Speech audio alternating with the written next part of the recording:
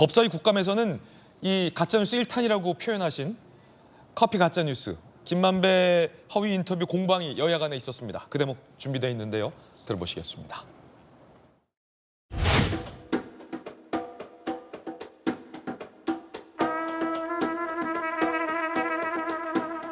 10월에 국감에서 민주당 의원님들이 몸통이 갑자기 윤석열 후보라는 그러한 이야기를 꺼내셔서 저는 의아했습니다만 지내놓고 보니까 정말 이때 그 9월의 인터뷰 사실을 뭔가 알고 있었던 거 아닌가, 아니면은 그 김만배의 또 가짜 대선 공작 게이트에 민주당이 연루된 거 아닌가 하는 의심을 저는 지울 수는 없습니다. 가짜 뉴스가 생산되면 곧바로 더불어민주당과 이재명 당시 대선 후보가 나서서 확산을 시키는 일정한 패턴이 계속해서 반복해서 발견이 되고 있습니다. 사전에 교감하고 조율했을 가능성을 배제할 수 없다. 대선 여론 조작 관련해서 뭐 이런 저런 이야기들이 여당발로 많이 나오고 있는데요. 대장동 그분 그 이재명 대표 맞습니까? 그 판단을 법무부 장관이 여기서 말씀드리는 것은 적절하지 않아 보입니다. 자, 이 말이 뭐냐면 천하동인 1호의 절반이 이재명 대표께 맞느냐 이 말하고 똑같거든요. 근데 기소가 안 됐어요. 사실이 아닌 걸로 검찰이 밝혀준 거나 마찬가지 아닙니까? 그 오랜 세월 수사를 했는데 이 부분에 대해서 기소가 없잖아요. 그거에 가지고 마찬가지, 뭐 밝혀진 거라고 자, 마찬가지라고 말씀하시는 것에 누가 공감을 하겠습니까? 기소를 구체적인 사안에 하셨어야죠. 대해서 그렇게까지 논쟁을 하자고 아닌 하시다면 거잖아요. 좀 범위가 좀 넓어질 것 같은데.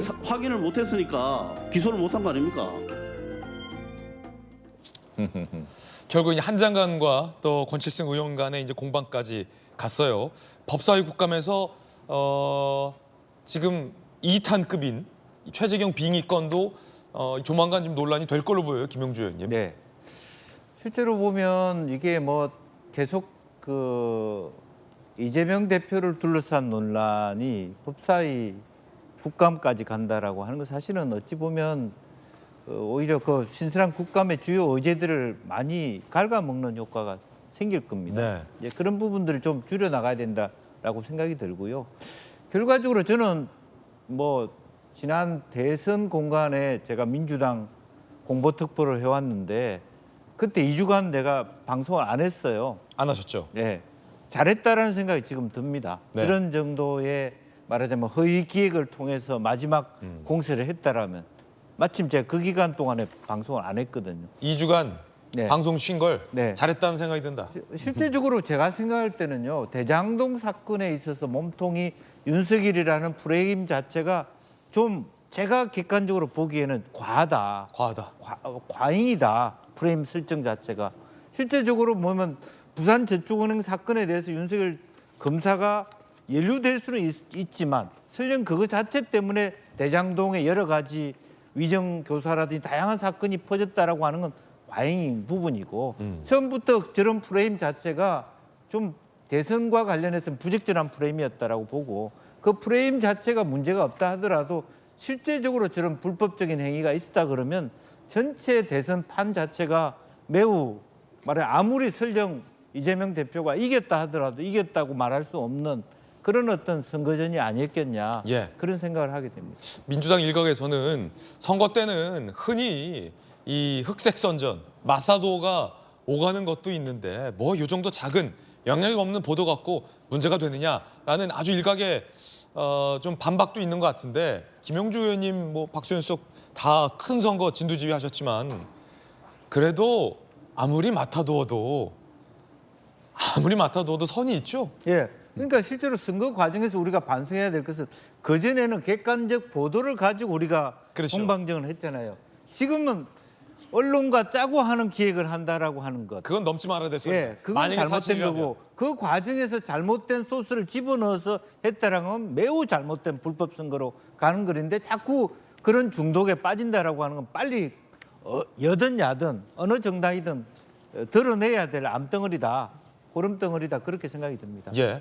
물론 이제 박수영님, 이 검찰이 보는 것처럼 이 김병욱 의원이나 민주당에서 저 가짜 뉴스를 아예 만들어내는 과정에 연루가 돼 있다면 이런 비판 말씀을 해주신 거예요.